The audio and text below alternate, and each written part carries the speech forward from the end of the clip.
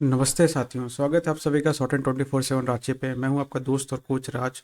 और आज इस वीडियो में जो हम लोग पढ़ेंगे, काफ़ी इंपॉर्टेंट टॉपिक के बारे में पढ़ने वाले हैं, नोबेल प्राइज़। ठीक है, ये बहुत ही एग्ज़ाम के पॉइंट ऑफ व्यू से इम्पॉर्टेंट टॉपिक हो जाती है। इससे क्वेश्चंस किसी न किसी शिफ्ट में आपके एग्ज़ाम में आएंगे ही आएंगे। ठीक है, तो इसको पढ़ने से पहले हम ये समझ लेते हैं कि इस टॉपिक से क्वेश्चंस कैसे कैसे पूछे जाते हैं। तो सबसे पहले जो इस टॉपिक से जो क्वेश्चन पूछे जाते हैं वो पूछे जाते हैं कि नोबेल प्राइज कैसे मिलता है, कौन देता है। ठीक है, दूसरा, इसमें जो क्वेश्चंस पूछे जाते हैं कि अभी जो रिसेंट में 2024 में जो नोबेल प्राइज जो दी गई है, ठीक है, उससे रिलेटेड क्वेश्चंस पूछे गए कि मेडिसिन के फील्ड में किसे नोबेल प्राइज दी गई है, फिजिक्स केमिस्ट्री, है ना। तो इस फील्ड में ऐसे करके पूछा जाता है डायरेक्टली।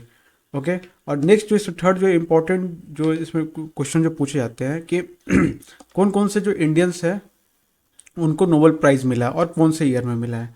तो ये इंपॉर्टेंट हो जाता है। तो तीनों को एक एक करके हम अच्छे से देखेंगे कि ताकि अगर इस टॉपिक से क्वेश्चंस आए तो आपका क्वेश्चंस ना छूटे और 1 से 2 मार्क्स के जो अगर क्वेश्चंस आते हैं तो आपसे बन जाए। ठीक है, चलिए तो स्टार्ट करते हैं टॉपिक को धीरे धीरे करके।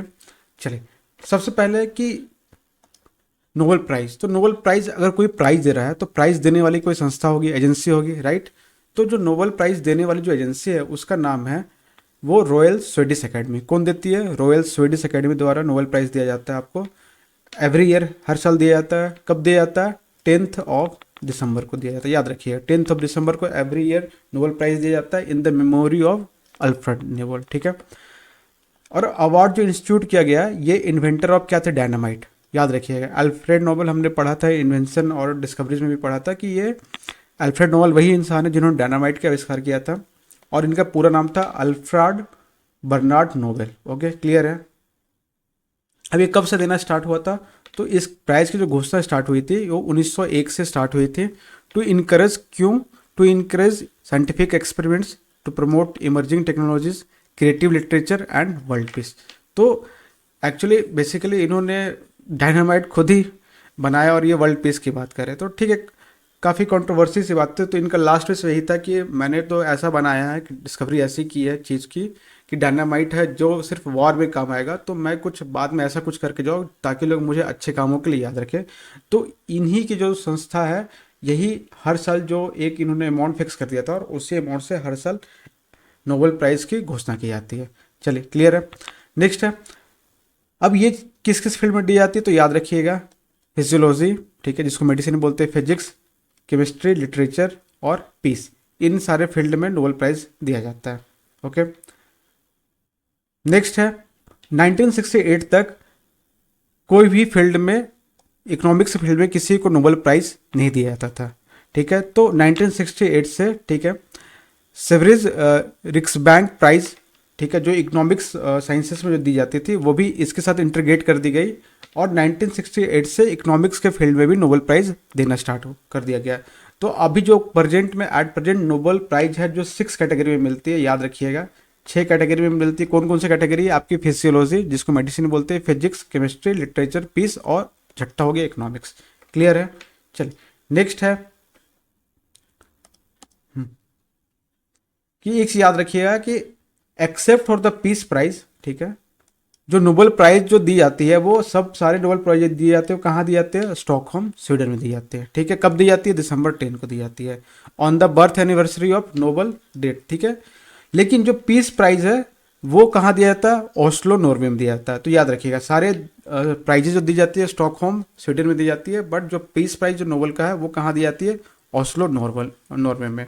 ठीक है, अब नेक्स्ट, ये एक्चुअली यहाँ से क्वेश्चंस पूछ नहीं जाती है बट आप थोड़ा देख सकते हैं कि जो नोबेल अवार्डिंग जो प्राइज के जो अवार्डिंग बॉडीज है वो कौन कौन से है। तो फिजिक्स और केमिस्ट्री के जो अवार्ड करने वाले हैं royal Swedish academy of sciences. ठीक है, मेडिसिन और फिजियोलॉजी को जो अवार्ड देती है तो वो एकेडमी का जो नाम है नोबेल असेंबली ऑफ कैरोलिसिंका, ठीक है, इंस्टीट्यूट ऑफ स्वीडन। ठीक है, याद रखिएगा। नेक्स्ट है लिटरेचर, तो लिटरेचर में जो देती है, जो बॉडी अवार्ड देने वाली है वो है स्वीडिश एकेडमी।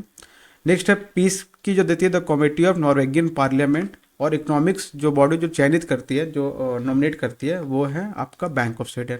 तो एक्चुअली यहाँ से क्वेश्चन अभी तक पूछे नहीं गए हैं, तो आप चाहे तो देख सकते हैं।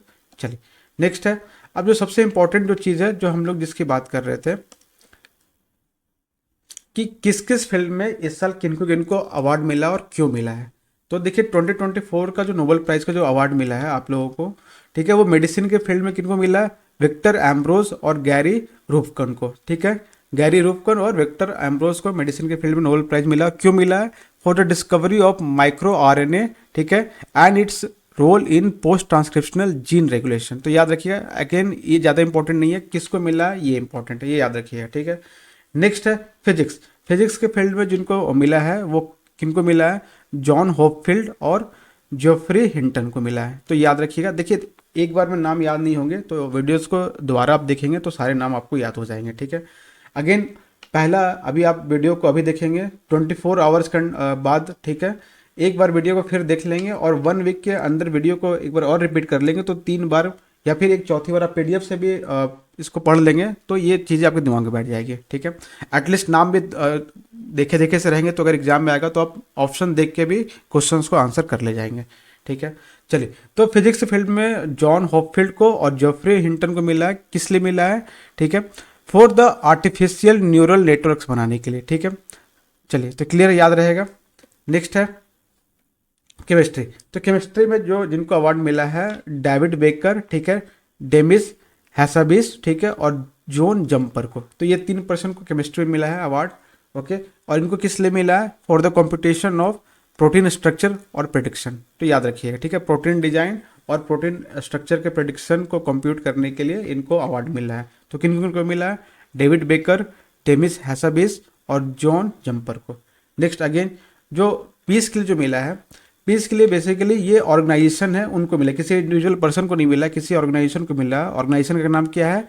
कि निहोन हिडांक्यो, ठीक है। क्या नाम है? निहोन हिडांक्यो। और ये जापानीज की ऑर्गेनाइजेशन है और इनको मिला है कि टू अचीव, ठीक है, a world free of nuclear weapons. तो न्यूक्लियर वेपन्स क्योंकि जापान में गिरा था और जापान में बहुत त्रासदी आई थी, उस वजह से आज तक भी जापान के काफ़ी एरिया जो है जो इससे उभर नहीं पाए हैं। तो इसी के अगेंस्ट में कैंपेन चलाने के लिए, ठीक है, और न्यूक्लियर जो वेपन्स है उनको वर्ल्ड को न्यूक्लियर फ्री करने के लिए, तो इन्होंने ये क्या है, डेमोन्स्ट्रेटिव वर्ल्ड फ्री जो न्यूक्लियर विटनेस और टेस्टोमेनी जो चलाया है, तो इसी के लिए इनको, इस ऑर्गेनाइजेशन को वर्ल्ड का पीस प्राइज मिला है।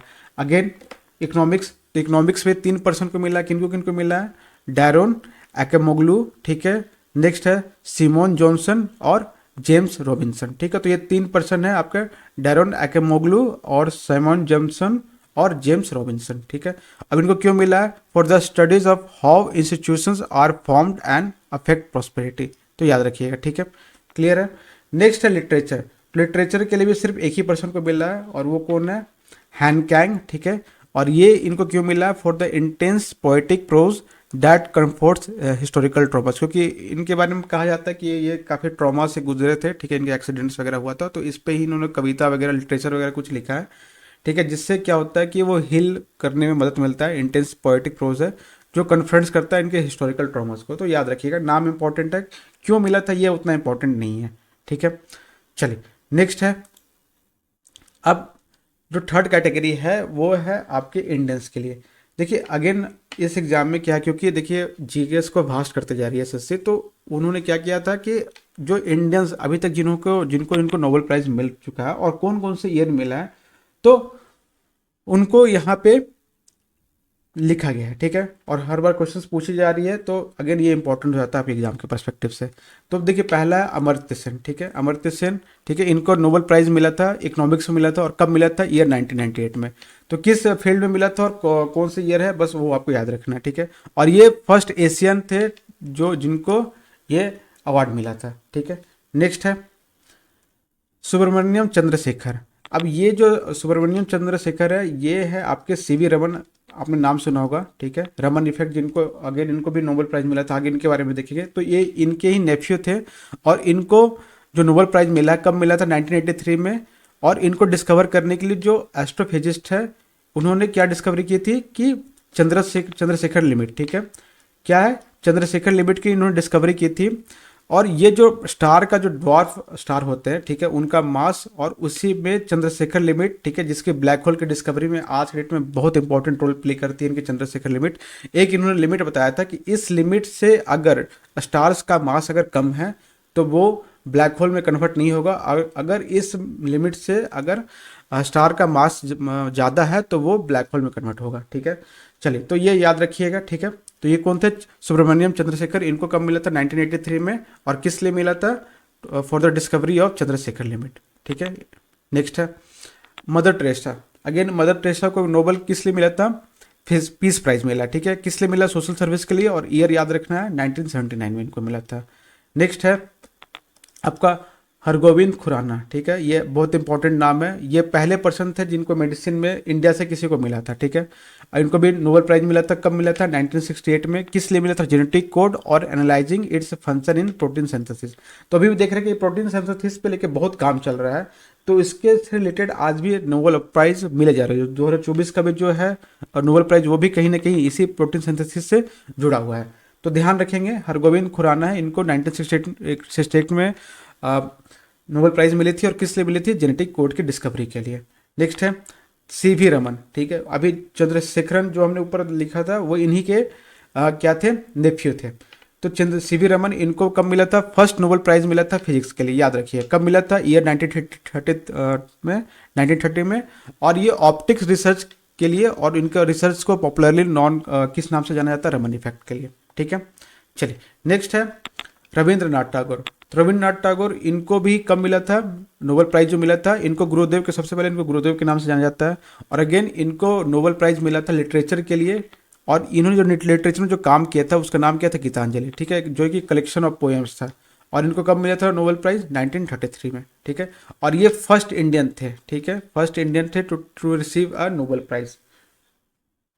नेक्स्ट है आपका वेंकट रमन रामाकृष्णा। इनको भी नोबेल प्राइज मिला है, केमिस्ट्री में मिला था। कब मिला था? ईयर 2009 में।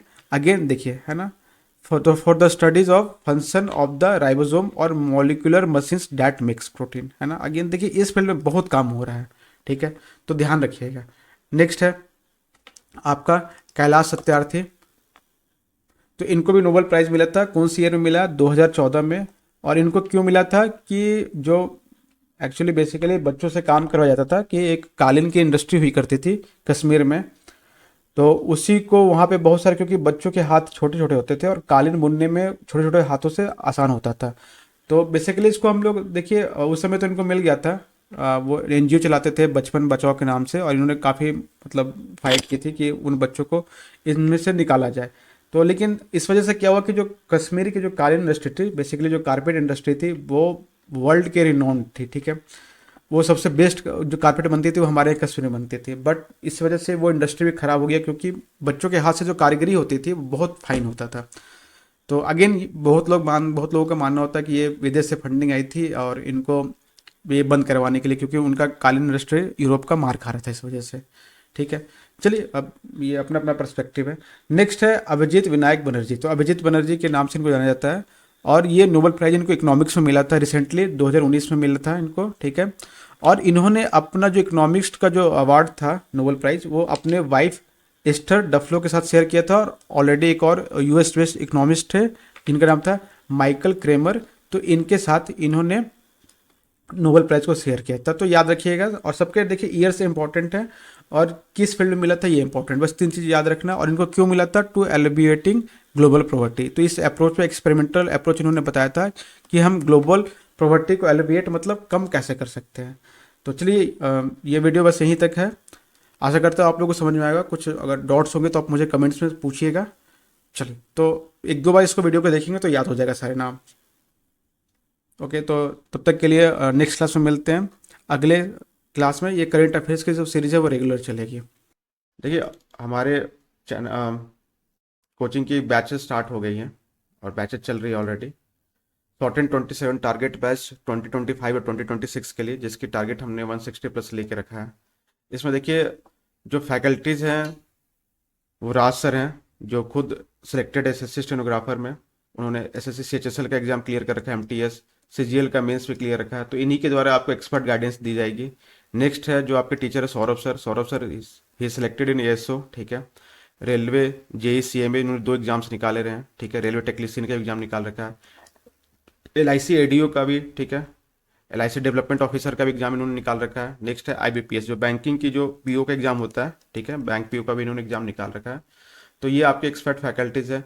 नेक्स्ट जो पल्लवी मैम है वो आपको पढ़ाएंगी, इनकी भी 5 years teaching in short and competitive exams में इनकी एक्सपर्टीज़ है। जल्दी से बताएंगे, कवर अप करेंगे इसको। देखिए ये जो कोर्सेज हम लोग जो ऑफर कर रहे हैं, सबसे पहले तो आप लोगों को प्रीलिम्स करवाई जाएगी, ठीक है, जिसमें इंग्लिश, रीजनिंग, जीएस होगी। नेक्स्ट होगा आपका स्किल टेस्ट, ठीक है, ये करवाएंगे हम लोग। टाइपिंग की प्रैक्टिस करवाएंगे। इसके साथ ही साथ हम लोग यहाँ पे आपको प्रीवियस ईयर्स के पेपर का एनालिसिस करवाएंगे। ओके।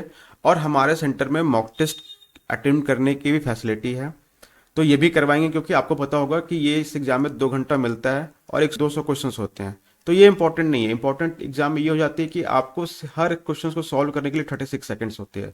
तो ये काफ़ी इंपॉर्टेंट हो जाता है कि इस एग्जाम में टाइम मैनेजमेंट आपको कैसे रखनी है, कौन सा सेक्शंस को पहले सॉल्व करना है, किस सेक्शंस को बाद में करना है, कौन से चैप्टर्स के जो क्वेश्चंस है उनको छोड़ना है, किस चैप्टर्स के क्वेश्चंस को पहले अटेम्प्ट करना है, ठीक है। एक इंग्लिश सेक्शंस में भी है, तो इंग्लिश सेक्शन में कौन से सेक्शंस को, इंग्लिश में भी वोकैब्स के सेक्शंस होते हैं, ग्रामर्स वाले सेक्शंस होते हैं, कॉम्प्रिहेंशन के सेक्शंस होते हैं, तो कौन से सेक्शंस को पहले अटेम्प्ट करना है, तो ये सारी चीज़ें सिखाई जाएगी।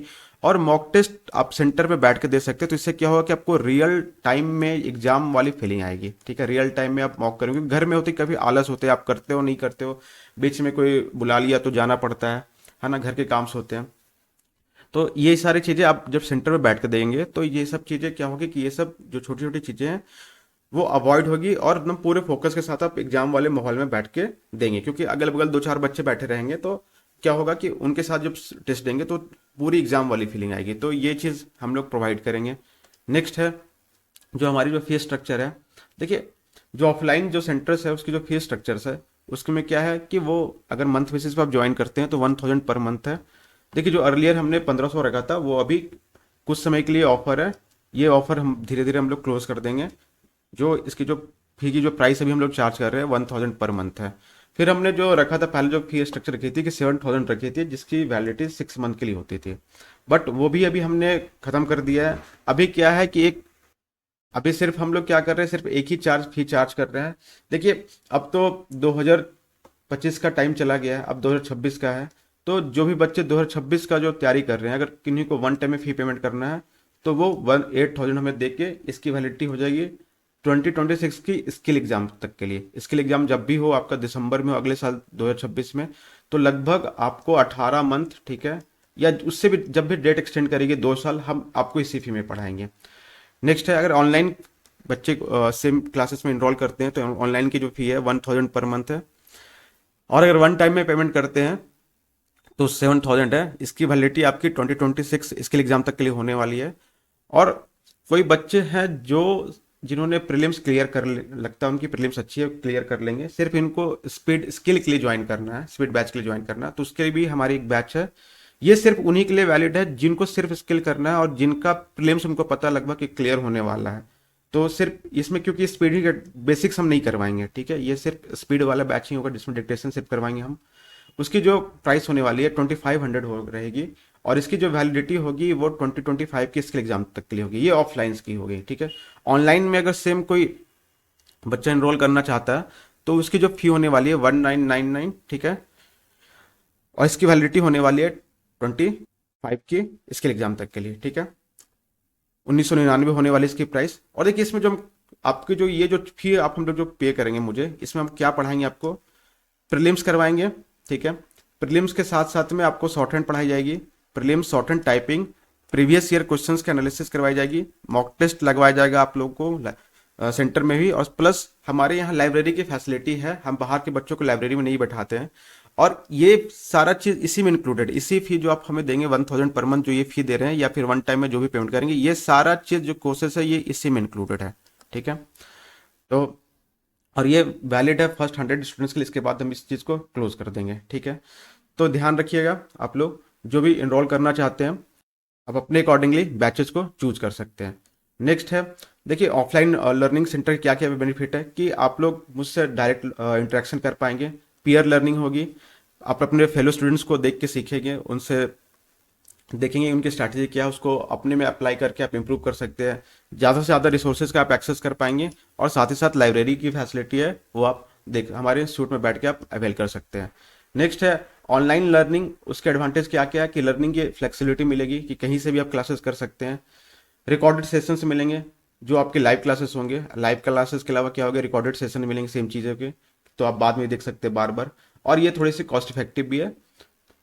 चलिए नेक्स्ट है, ये हमारे कॉन्टैक्ट्स एंड लोकेशन डिटेल्स है, तो आप इसको देख सकते हैं। जो भी इंक्वायरी करना है फर्दर कॉल करके, या फिर जो रांची से हैं तो वो हमारे कोचिंग पे एड्रेस पे आके इंक्वायरी फर्दर ले सकते हैं। ठीक है, चलिए अब वापस हम अपने टॉपिक पे आते हैं।